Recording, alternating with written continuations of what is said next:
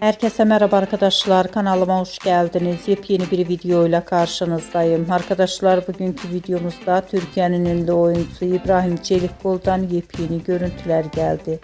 Doktor Başka Hayatta dizisinin başrol oyuncusu İbrahim Çelikkol'un kadın hayranıyla çektirdiği fotoğraflar sosyal medya hesabından paylaşıldı.